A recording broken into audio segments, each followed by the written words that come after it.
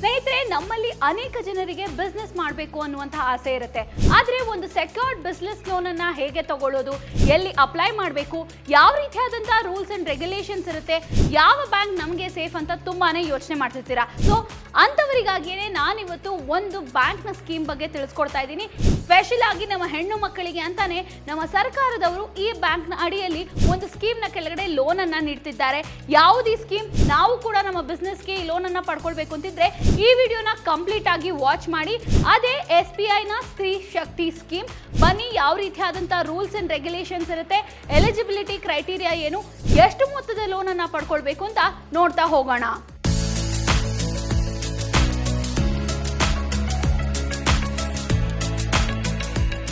Hi ಎಲ್ರಿಗೂ ನಮಸ್ಕಾರ. ನೀವು ನೋಡ್ತಾ ಇದ್ದೀರಾ ಫ್ರೀಡಮ್ ಬಿಸ್ನೆಸ್ ಕನ್ನಡ ಚಾನೆಲ್. ನಾನು ಗಂಗಾ.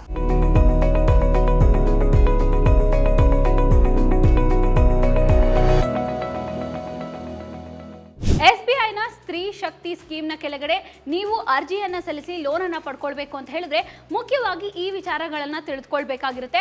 ಅದರಲ್ಲಿ ಮೊದಲನೇದಾಗಿ ಬರುವಂಥದ್ದೇ ಎಷ್ಟು ಪರ್ಸೆಂಟ್ಗೆ ಲೋನ್ ಅನ್ನುವಂಥದ್ದು ಸಿಗುತ್ತೆ, ಹಾಗೆಯೇ ಎಷ್ಟು ಮೊತ್ತದ ಲೋನ್ಗೆ ನಾವು ಅಪ್ಲೈ ಮಾಡ್ಬೋದು, ಯಾವ್ಯಾವ ರೀತಿಯಾದಂಥ ಬಿಸ್ನೆಸ್ ಕ್ಯಾಟಗರೀಸ್ ಇದೆ ಅನ್ನುವಂಥದ್ದಾಗಿರುತ್ತೆ.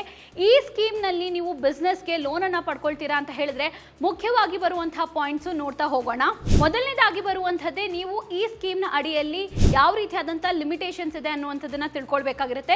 ನೀವು ಲೋನ್ ಒಂದಕ್ಕೆ ಅಪ್ಲೈ ಮಾಡ್ತಿದ್ದೀರಾ ಅಂತ ಹೇಳಿದ್ರೆ ಕನಿಷ್ಠ ಅಂದ್ರೂ 10,000ದಿಂದ ಆರಂಭವಾಗಿ ಅಪ್ ಟು 20 ಲಕ್ಷದವರೆಗೂ ಲೋನ್ ಅನ್ನ ಪಡ್ಕೊಳ್ಬಹುದಾಗಿರುತ್ತೆ. ನಿಮ್ಮ ಬಿಸ್ನೆಸ್ ಅನ್ನ ಇಂಪ್ರೂವ್ ಮಾಡಲಿಕ್ಕೆ ಅಥವಾ ಹೊಸದಾಗಿ ಯಾವುದಾದ್ರೂ ಒಂದು ಬಿಸ್ನೆಸ್ ಅನ್ನ ಆರಂಭ ಮಾಡಲಿಕ್ಕೆ. ಹಾಗೆಯೇ ನಿಮ್ಮ ಬಿಸ್ನೆಸ್ ಪ್ರೊಫೈಲ್ನ ಮೇಲೆ ಇಲ್ಲಿ ಬಡ್ಡಿ ದರ ಅನ್ನುವಂಥದ್ದು ಸ್ಟಾರ್ಟ್ ಆಗುತ್ತೆ. ಅತ್ಯಂತ ಕಡಿಮೆ ಬಡ್ಡಿ ದರ ಅಂತ ನೋಡಿದಾಗ ನಿಮಗೆ 1% ಅಥವಾ 2% ನಿಂದ ಸ್ಟಾರ್ಟ್ ಆಗಿ 10-15% ವರೆಗೂ ಬಿಸ್ನೆಸ್ ಲೋನ್ಗೆ ಬಡ್ಡಿ ಅನ್ನುವಂಥದ್ದು ಇರುತ್ತೆ. ಸೊ ನೀವು ಎಷ್ಟು ಮೊತ್ತದ ಹಣವನ್ನು ತಗೊಳ್ತಾ ಇದ್ದೀರಾ, ಹಾಗೆಯೇ ನಿಮ್ಮ ಬಿಸ್ನೆಸ್ ಪ್ರೊಫೈಲ್ ಹೇಗಿದೆ ಅನ್ನುವಂಥದ್ರ ಮೇಲೆ ನಿಮ್ಮ ಬಡ್ಡಿ ದರ ಅನ್ನುವಂಥದ್ದು SBI ನ ಈ ಸ್ಕೀಮ್ನ ಕೆಳಗಡೆ ಇಂಪಾರ್ಟೆಂಟ್ ಆಗಿ ಮ್ಯಾಟರ್ ಆಗುತ್ತೆ. ಹಾಗೆಯೇ ಈ ಲೋನ್ನ ಮಹಿಳೆಯರು ಈಗಾಗಲೇ ಯಾವುದಾದರೂ ಬಿಸ್ನೆಸ್ನಲ್ಲಿ ಇದ್ದಾರೆ, ಅದರಲ್ಲಿ ಬರೀ 50%ಗಿಂತ ಕಡಿಮೆ ಶೇರನ್ನು ಹೊಂದಿದ್ದಾರೆ ಅಂತ ಹೇಳಿದ್ರೆ ಸುಲಭವಾಗಿ ಪಡ್ಕೊಳ್ಬಹುದಾಗಿರುತ್ತೆ. 50%ಗಿಂತ ಕಡಿಮೆ ಶೇರ್ ಅಂತ ಬಂದಾಗ ನಿಮಗೆ ಕೋಆಪರೇಟಿವ್ ಸೊಸೈಟೀಸ್ ಜೊತೆ ಆಗಿರ್ಬೋದು, ಪ್ರೊಪ್ರೈಟರ್ಶಿಪ್ ಆಗಿರ್ಬೋದು, ಅಥವಾ ಬೇರೆಯವರ ಜೊತೆಗೆ ಪಾರ್ಟ್ನರ್ಶಿಪ್ ಅಲ್ಲಿ ಅಥವಾ ಓನರ್ಶಿಪ್ ಅಲ್ಲಿ ಬಿಸ್ನೆಸ್ ಅನ್ನ ಮಾಡ್ತಿದ್ದೀರಾ ಅಂತ ಹೇಳಿದ್ರೆ ಈಸಿಯಾಗಿ ಲೋನ್ಗೆ ಅಪ್ಲೈ ಮಾಡ್ಬೋದಾಗಿರುತ್ತೆ. ಹಾಗೆಯೇ ಇನ್ನೊಂದು ಬೆನಿಫಿಟ್ ಏನಪ್ಪಾ ಅಂತ ಹೇಳಿದ್ರೆ 1ರಿಂದ 5 ಲಕ್ಷ ರೂಪಾಯಿ ಒಳಗಡೆ ನೀವು ಲೋನ್ ಅನ್ನ ತಗೊಳ್ತಾ ಇದ್ದೀರಾ ಅಂತ ಹೇಳಿದ್ರೆ ಯಾವುದೇ ರೀತಿಯಾದಂಥ ಕೊಲಾಟ್ರಲ್ ಅಂದ್ರೆ ಮೇಲಾಧಾರವನ್ನ ನೀಡುವಂಥ ಅವಶ್ಯಕತೆ ಇರೋದಿಲ್ಲ. ಸೊ ಈ ರೀತಿಯಾದಂಥ ಕೆಲವೊಂದು ಇಂಪಾರ್ಟೆಂಟ್ ಸಣ್ಣ ಪುಟ್ಟ ಲಿಮಿಟೇಷನ್ಸ್ ಏನಿದೆ ಅದನ್ನು ಚೆನ್ನಾಗಿ ತಿಳಿದುಕೊಂಡು ನಂತರದಲ್ಲಿ ನೀವು ಲೋನ್ಗೆ ಅಪ್ಲೈ ಮಾಡುವಂಥದ್ದು ಒಳ್ಳೆ ಆಯ್ಕೆ ಆಗಿರುತ್ತೆ. ಹಾಗೆಯೇ ಪ್ರೊಸೆಸಿಂಗ್ ಫೀಸ್ ಅನ್ನುವಂಥದ್ದು ಬರುತ್ತೆ. ಸಾಮಾನ್ಯವಾಗಿ ಬಿಸ್ನೆಸ್ ಲೋನ್ಗಳಿಗೆ ಹೆಚ್ಚಿನ ಪ್ರೊಸೆಸಿಂಗ್ ಫೀ ಅನ್ನೋದಿರುತ್ತೆ. ಆದರೆ SBI ನ ಈ ಸ್ಕೀಮ್ನ ಅಡಿಯಲ್ಲಿ ನಿಮಗೆ ನಿಮ್ಮ ಲೋನ್ನ ಮೊತ್ತದ ಮೇಲೆ 1ರಿಂದ 5% ಪ್ರೊಸೆಸಿಂಗ್ ಫೀಸ್ ಅನ್ನುವಂಥದ್ದು ಇರುತ್ತೆ. ಹಾಗೆಯೇ ಈ ಸ್ಕೀಮ್ಗೆ ನೀವು ಅಪ್ಲೈ ಮಾಡ್ತಿದ್ದೀರಾ ಅಂತ ಹೇಳಿದ್ರೆ ಆನ್ಲೈನ್ ಮತ್ತು ಆಫ್ಲೈನ್ ಎರಡರಲ್ಲೂ ಅಪ್ಲೈ ಮಾಡ್ಬೋದಾಗಿರುತ್ತೆ. ಮುಖ್ಯವಾಗಿ SBI ಅಕೌಂಟ್ ಒಂದನ್ನು ಹೊಂದಿರಬೇಕಾಗಿರುತ್ತೆ. ಯಾವ ರೀತಿಯಾದಂಥ ರೂಲ್ಸ್ ಅಂಡ್ ರೆಗ್ಯುಲೇಷನ್ಸ್ ಇದೆ ಅಂತ ನೀವು ಬೋತ್ ಆನ್ಲೈನ್ ಮತ್ತು ಆಫ್ಲೈನಲ್ಲಿ ತಿಳಿದುಕೊಂಡು ನಂತರದಲ್ಲಿ ಈ ಸ್ಕೀಮ್ಗೆ ಅಪ್ಲೈ ಮಾಡುವಂಥದ್ದಿರುತ್ತೆ. ಇನ್ನು ಈ ಸ್ಕೀಮ್ನ ಅಡಿಯಲ್ಲಿ ನೀವು ಲೋನ್ಗೆ ಅಪ್ಲೈ ಮಾಡಿದ ತಕ್ಷಣದಲ್ಲಿ ಎಷ್ಟು ದಿನದಲ್ಲಿ ಲೋನ್ ಸಿಗುತ್ತೆ ಅನ್ನುವಂಥದ್ದಕ್ಕೆ ಅದರದೇ ಆದಂಥ ಕೆಲವೊಂದು ರೂಲ್ಸ್ ಆ್ಯಂಡ್ ರೆಗ್ಯುಲೇಷನ್ಸ್ ಇದೆ. ಸಾಮಾನ್ಯವಾಗಿ ಬಿಸ್ನೆಸ್ ಲೋನ್ಗೆ ಅಪ್ಲೈ ಮಾಡ್ತಿದ್ದೀರಾ ಅಂತ ಹೇಳಿದ್ರೆ ಎಲ್ಲ ಡಾಕ್ಯುಮೆಂಟ್ಸು ಕರೆಕ್ಟ್ ಆಗಿದ್ದು ವೆರಿಫಿಕೇಷನ್ ಆದ 4 ವಾರದಿಂದ 8 ವಾರದಲ್ಲಿ ನಿಮಗೆ ಲೋನ್ ಸಿಗುತ್ತೆ. ಸೊ SBI ನಲ್ಲಿ ಕೂಡ ನಿಮ್ಮ ಲೋನ್ನ ಮೊತ್ತ ಏನಿದೆ ಅದರ ಮೇಲೆ ಇದು ಡಿಸೈಡ್ ಆಗುತ್ತೆ. ನೀವು ದೊಡ್ಡ ಮೊತ್ತದ ಹಣವನ್ನು ಏನಾದ್ರು ಪಡ್ಕೊಳ್ತಾ ಇದ್ದೀರಾ ಅಂತ ಹೇಳಿದ್ರೆ ನಿಮಗೆ ಲೋನ್ ಡಿಸ್ಪರ್ಸನ್ನಲ್ಲಿ 8ರಿಂದ 12 ವಾರಗಳ ಟೈಮ್ ಅನ್ನುವಂಥದ್ದು ಆಗುತ್ತೆ. ಸೊ ಕಂಪ್ಲೀಟ್ ಆಗಿ ನೀವು ತಿಳ್ಕೊಂಡು ನಂತರದಲ್ಲಿ ಲೋನ್ಗೆ ಅಪ್ಲೈ ಮಾಡೋದು ಒಳ್ಳೆ ಆಯ್ಕೆ ಆಗಿರುತ್ತೆ. ಇನ್ನು ಎರಡನೇದಾಗಿ ಬರುವಂಥದ್ದೇ ರೂಲ್ಸ್ ಅಂಡ್ ರೆಗ್ಯುಲೇಷನ್ಸ್ ಅನ್ನುವಂಥದ್ದು. ಹೆಚ್ಚಿನ ಜನ ಮಹಿಳೆಯರು ಉದ್ಯಮವನ್ನ ಸ್ಟಾರ್ಟ್ ಮಾಡಲಿ, ಆಂಟ್ರಪ್ರಿನರ್ಶಿಪ್ ಜರ್ನಿಯನ್ನ ಚೆನ್ನಾಗಿ ಅರ್ಥ ಮಾಡ್ಕೊಳ್ಳಿ ಅನ್ನುವಂಥ ಒಂದು ಮುಖ್ಯ ಉದ್ದೇಶದಿಂದ ಲಾಂಚ್ ಮಾಡ್ತಾರೆ. ಹಾಗೆಯೇ MSME ಮಿನಿಸ್ಟ್ರಿ ಆಫ್ ಇಂಡಿಯಾ ಕೆಳಗಡೆ ಸ್ಮಾಲ್ ಸ್ಕೇಲ್ ಯೂನಿಟ್ ಅನ್ನ ಆರಂಭ ಮಾಡ್ತಿದ್ದಾರೆ, ಅಥವಾ ಯಾವುದಾದ್ರೂ ಒಂದು ಚಿಕ್ಕ ಫ್ಯಾಕ್ಟ್ರಿ ಅಥವಾ ಮ್ಯಾನುಫ್ಯಾಕ್ಚರಿಂಗ್ ಯೂನಿಟ್ ಅನ್ನ ಮಾಡ್ತಿದ್ದಾರೆ ಅಂತ ಹೇಳಿದ್ರೆ ಮುಖ್ಯವಾಗಿ ಈ ಲೋನಿಂದ ಸಾಕಷ್ಟು ಸಹಾಯಗಳನ್ನ ಪಡ್ಕೊಳ್ಳುವಂಥದ್ದಾಗಿರುತ್ತೆ. ಹಾಗೆಯೇ ನೀವು ಒಬ್ಬ ಮಹಿಳೆಯಾಗಿದ್ದು ಈಗ ಆಲ್ರೆಡಿ ಯಾವ್ದಾದ್ರು ಬಿಸ್ನೆಸ್ ಅನ್ನ ಮಾಡ್ತಿದ್ದೀರಾ, ಅದರಲ್ಲಿ ನಿಮಗೆ 51% ಅಥವಾ 50%ಗಿಂತ ಕಡಿಮೆ ಶೇರ್ ಇದೆ ಅಂತ ಹೇಳಿದ್ರೆ ನೀವು ಈಸಿಯಾಗಿ ಈ ಲೋನ್ನ ಕೆಳಗಡೆ ಅರ್ಜಿಯನ್ನು ಸಲ್ಲಿಸಬಹುದಾಗಿರುತ್ತೆ. ನಿಮಗೆ ಅದಕ್ಕಿಂತ ಹೆಚ್ಚಿನ ಶೇರ್ ಇದೆ ಅಂತ ಹೇಳಿದ್ರೆ ಖಂಡಿತವಾಗ್ಲೂ ಇದಕ್ಕೆ ನೀವು ಅರ್ಜಿ ಸಲ್ಲಿಸಲಿಕ್ಕಾಗಲ್ಲ.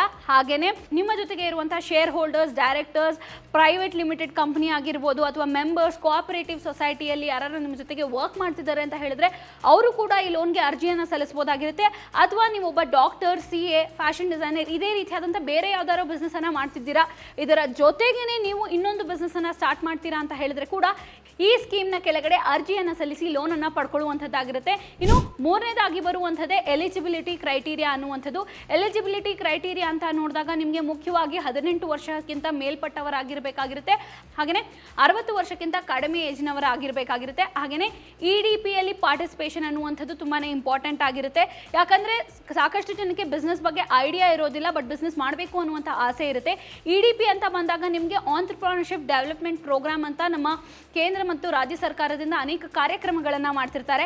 ಅದರ ಕೆಳಗಡೆ ನೀವು ಟ್ರೈನಿಂಗನ್ನು ಪಡ್ಕೊಂಡಿದ್ದೀರಾ ಅಂತ ಹೇಳಿದ್ರೆ ಈ ಸ್ಕೀಮ್ನ ಕೆಳಗಡೆ ಲೋನ್ ಸಿಗುವಂಥದ್ದು ತುಂಬಾ ಈಸಿ ಆಗಿರುತ್ತೆ.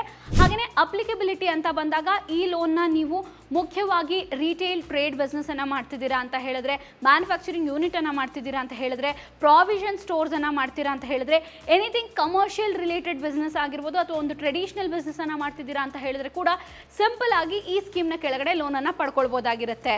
ಇನ್ನು ನಾಲ್ಕನೇದಾಗಿ ಬರುವಂಥದ್ದೇ ಬೆನಿಫಿಟ್ಸ್ ಏನೇನಿದೆ ಈ ಸ್ಕೀಮ್ನ ಕೆಳಗಡೆ ನಾವು ಅರ್ಜಿಯನ್ನು ಸಲ್ಲಿಸ್ತೀವಿ ಅಂತ ಹೇಳಿದ್ರೆ, ಅಥವಾ ಈಗ ಆಲ್ರೆಡಿ ಯಾರು ತಗೊಂಡು ಈ ಬಿಸ್ನೆಸ್ಸನ್ನು ಸಕ್ಸಸ್ಫುಲ್ ಆಗಿ ಮಾಡ್ತಿದ್ದಾರಾ ಅನ್ನುವಂಥದ್ದಾಗಿರುತ್ತೆ. ಹೆಚ್ಚಾಗಿ ಗ್ರಾಮೀಣ ಭಾಗದ ಮಹಿಳೆಯರು ಈ ಲೋನನ್ನು ಸಹಾಯವಾಗಿ ತೆಗೆದುಕೊಂಡು ಒಳ್ಳೆ ಬಿಸ್ನೆಸ್ಗಳನ್ನು ಸ್ಟಾರ್ಟ್ ಮಾಡ್ತಿದ್ದಾರೆ. ಈ ಸೆಕ್ಟರ್ನ ಕ್ಯಾಟಗರಿಯಲ್ಲಿ ನೋಡ್ತಾ ಬಂದಾಗ ನಿಮಗೆ ಮುಖ್ಯವಾಗಿ ಡೈರಿ ಪ್ರಾಡಕ್ಟ್ಸ್ ಬಿಸ್ನೆಸ್ ಆಗಿರ್ಬೋದು, ಮ್ಯಾನುಫ್ಯಾಕ್ಚರಿಂಗ್ ಅಂತ ಬಂದಾಗ ರೆಡಿಮೇಡ್ ಕ್ಲೋತ್ಸ್, ಸ್ಯಾರಿ ಮ್ಯಾನುಫ್ಯಾಕ್ಚರಿಂಗ್ ಆಗಿರ್ಬೋದು, ಅಥವಾ ಮನೆಯಲ್ಲಿಯೇ ಕ್ಯಾಂಡಲ್ ಮೇಕಿಂಗ್, ಸೋಪ್ ಮೇಕಿಂಗ್, ನಾನ್ ಬ್ರ್ಯಾಂಡೆಡ್ ವಸ್ತುಗಳನ್ನು ಮಾರಾಟ ಮಾಡುವಂಥದ್ದು, ಹಾಗೆಯೇ ಕೃಷಿಗೆ ಬೇಕಾಗಿರುವಂತಹ ಕೆಲವೊಂದು ಉತ್ಪನ್ನಗಳನ್ನು, ಹಾಗೆಯೇ ಕೃಷಿ ಚಟುವಟಿಕೆಗಳಿಗೆ ಬೇಕಾಗಿರುವಂತಹ ಕೆಲವೊಂದು ಎಕ್ವಿಪ್ಮೆಂಟ್ಸ್ ಬಿಸ್ನೆಸ್ಸನ್ನು ಕೂಡ ನೀವು ಸ್ಟಾರ್ಟ್ ಮಾಡ್ತೀರಾ ಅಂತ ಹೇಳಿದ್ರೆ ಲೋನನ್ನು ಪಡ್ಕೊಳ್ಬೋದಾಗಿರುತ್ತೆ. ಹಾಗೆಯೇ ಈ ಲೋನನ್ನು ಮುಖ್ಯವಾಗಿ ಬಿಸ್ನೆಸ್ ಪರ್ಪಸ್ಗೆ ನೀಡ್ತಿರೋದ್ರಿಂದ ಕೆಲವೊಂದು ರಿಲ್ಯಾಕ್ಸೇಷನ್ ಕ್ರೈಟೀರಿಯಾ ಅನ್ನುವಂಥದ್ದು ಕೂಡ ಇರುತ್ತೆ. ಹಾಗೆಯೇ ನಿಮಗೆ ಕೆಲವೊಂದು ಕನ್ಸೆಷನ್ಸ್ ಆ್ಯಂಡ್ ರಿಡಕ್ಷನ್ಸ್ ಅನ್ನುವಂಥದ್ದು ಸಿಗುತ್ತೆ ಕೆಲವೊಂದು ಮಾರ್ಜಿನ್ನ ಮೇಲೆ. ಹಾಗೆಯೇ ಆಪ್ಟಿಮಲ್ ಫ್ಲೋಟಿಂಗ್ ಇಂಟ್ರೆಸ್ಟ್ ರೇಟ್ ಅನ್ನುವಂಥದ್ದು ಏನಿದೆ ಅದೇ ರೀತಿಯಾದಂಥ ಇಂಟ್ರೆಸ್ಟ್ ರೇಟನ್ನು ಬ್ಯಾಂಕ್ಗಳು ನಿಮಗೆ ನೀಡೋದ್ರಿಂದ ಕಡಿಮೆ ಬಡ್ಡಿ ದರದಲ್ಲಿನೇ ನೀವು ಲೋನ್ಗಳನ್ನು ಪಡ್ಕೊಳ್ಳುವಂಥದ್ದು ಇರುತ್ತೆ. ಸೊ ಈ ರೀತಿಯಾದಂಥ ಆಯ್ಕೆಗಳಿರೋದ್ರಿಂದ ಹಲವಾರು ಬೆನಿಫಿಟ್ಸನ್ನು ನೀವು ಈ ಸ್ಕೀಮ್ನ ಕೆಳಗಡೆ ಪಡ್ಕೊಳ್ಳುವಂಥದ್ದು ಇರುತ್ತೆ. ಇನ್ನು ಕೊನೆಯದಾಗಿ ಈ ಸ್ಕೀಮ್ನ ಕೆಳಗಡೆ ಅರ್ಜಿ ಸಲ್ಲಿಸಬೇಕು ಅಂತ ಹೇಳಿದ್ರೆ ಯಾವ ರೀತಿಯಾದಂಥ ಡಾಕ್ಯುಮೆಂಟ್ಸ್ ಬೇಕಾಗುತ್ತೆ ಅನ್ನುವಂಥದ್ದಾಗಿರುತ್ತೆ. ಮೊದಲನೇದಾಗಿ ಬರುವಂಥದ್ದೇ ನಿಮ್ಮ ಆಧಾರ್ ಕಾರ್ಡ್, ಪ್ಯಾನ್ ಕಾರ್ಡ್ ಅನ್ನುವಂಥದ್ದಾಗಿರುತ್ತೆ. ಹಾಗೆಯೇ ಅಡ್ರೆಸ್ ಪ್ರೂಫ್ಗೆ ನೀವು ನಿಮ್ಮ ಬಿಸ್ನೆಸ್ ಡೀಟೇಲ್ಸ್, ಹಾಗೆಯೇ ಮನೆಯ ಡೀಟೇಲ್ಸ್ ಅನ್ನುವಂಥದ್ದನ್ನು ನೀಡಬೇಕಾಗಿರುತ್ತೆ. ಜೊತೆಗೇ ಬಿಸ್ನೆಸ್ ಮಾಡ್ತಿದ್ದೀರಾ ಅಂತ ಹೇಳಿದ್ರೆ ಇನ್ಕಮ್ ಟ್ಯಾಕ್ಸ್ ರಿಟರ್ನ್ ಆಗಿರ್ಬೋದು, ನಿಮ್ಮ ಆನ್ಯುಯಲ್ ರಿಟರ್ನ್ ಆಗಿರ್ಬೋದು, ಈ ರೀತಿಯಾದಂಥ ಕೆಲವೊಂದು ದಾಖಲಾತಿಗಳನ್ನು ನೀಡಬೇಕಾಗಿರುತ್ತೆ. ಐಡೆಂಟಿಟಿ ಪ್ರೂಫ್ ಅಂತ ಬಂದಾಗ ನಿಮಗೆ ನಿಮ್ಮ ವೋಟರ್ ID, ಪಾಸ್ಪೋರ್ಟ್, ಡ್ರೈವಿಂಗ್ ಲೈಸೆನ್ಸನ್ನು ನೀಡುವಂಥದ್ದಾಗಿರುತ್ತೆ. ರೆಸಿಡೆನ್ಸ್ ಪ್ರೂಫ್ ಅಂತ ಬಂದಾಗ ನಿಮಗೆ ಟೆಲಿಫೋನ್, ನಿಮ್ಮ ಎಲೆಕ್ಟ್ರಿಸಿಟಿ ಬಿಲ್ ಆಗಿರ್ಬೋದು, ಪ್ರಾಪರ್ಟಿ ಟ್ಯಾಕ್ಸ್ ಏನು ಕಟ್ತಿರ್ತೀರಾ ಆ ರೀತಿಯಾದಂಥ ಕೆಲವೊಂದು ರೆಸಿಪ್ಟ್ಗಳನ್ನು ನೀಡಬೇಕಾಗಿರುತ್ತೆ. ಹಾಗೆಯೇ ಮುಖ್ಯವಾಗಿ ಬಿಸ್ನೆಸ್ ಮಾಡ್ತಿದ್ದೀರಾ ಅಂತ ಹೇಳಿದ್ರೆ ಬಿಸ್ನೆಸ್ ಡೀಟೇಲ್ಸನ್ನು ನೀಡಬೇಕಾಗಿರುತ್ತೆ. ಬಿಸ್ನೆಸ್ ಡೀಟೇಲ್ಸ್ ಅಂತ ಬಂದಾಗ ಪ್ರಾಜೆಕ್ಟ್ ರಿಪೋರ್ಟ್ ಆಗಿರ್ಬೋದು, ಈಗ ಆಲ್ರೆಡಿ ನಿಮ್ಮ ಬಿಸ್ನೆಸ್ ಸರ್ಟಿಫೈ ಆಗಿದೆ ಅಂತ ಹೇಳಿದ್ರೆ ಅದರ ಇನ್ಕಮ್ ಆಗಿರ್ಬೋದು, ಫಿನಾನ್ಷಿಯಲ್ ಸ್ಟೇಟ್ಮೆಂಟ್ಸ್ ಆಗಿರ್ಬೋದು, ಹಾಗೆಯೇ ಬ್ಯಾಂಕ್ ಸ್ಟೇಟ್ಮೆಂಟ್ಸ್ ಆಗಿರ್ಬೋದು, ಹೀಗೆ ಅನೇಕ ರೀತಿಯಾದಂಥ ಡಾಕ್ಯುಮೆಂಟ್ಸ್ಗಳ ಅವಶ್ಯಕತೆ ಅನ್ನುವಂಥದ್ದು ನಿಮಗೆ ತುಂಬಾ ಇರುತ್ತೆ. ಇದೇ ರೀತಿಯಾದಂಥ ಇನ್ನಷ್ಟು ಹೆಚ್ಚಿನ ಬಿಸ್ನೆಸ್ ಕಾನ್ಸೆಪ್ಟ್ಸ್ ಬಗ್ಗೆ, ಲೋನ್ ಸ್ಕೀಮ್ಸ್ನ ಬಗ್ಗೆ ನೀವು ಕೂಡ ತಿಳ್ಕೊಳ್ಬೇಕಂತಿದ್ರೆ ಈ ಕೂಡಲೇ ಫ್ರೀಡಮ್ ಆ್ಯಪನ್ನು ಡೌನ್ಲೋಡ್ ಮಾಡಿ ತಪ್ಪದೇ ಬಿಸ್ನೆಸ್ ಕೋರ್ಸಸ್ಗಳನ್ನು ವಾಚ್ ಮಾಡಿ. ಹಾಗೆಯೇ ಇದೇ ರೀತಿಯಾದಂಥ ಇನ್ನಷ್ಟು ಹೆಚ್ಚಿನ ಬಿಸ್ನೆಸ್ ಕಾನ್ಸೆಪ್ಟ್ಸ್ ಬಗ್ಗೆ ನೀವು ಕೂಡ ತಿಳ್ಕೊಳ್ಬೇಕಂತಿದ್ರೆ ಈ ಕೂಡಲೇ ಫ್ರೀಡಮ್ ಬಿಸ್ನೆಸ್ ಕನ್ನಡ ಚಾನಲನ್ನು ಸಬ್ಸ್ಕ್ರೈಬ್ ಮಾಡಿ, ಬೆಲ್ ಐಕನ್ ಹಿಟ್ ಮಾಡೋದನ್ನು ಮರಿಬೇಡಿ. ನಾನು ನಿಮಗೆ ಮುಂದಿನ ವಿಡಿಯೋದಲ್ಲಿ ಸಿಗ್ತೀನಿ. ಧನ್ಯವಾದಗಳು.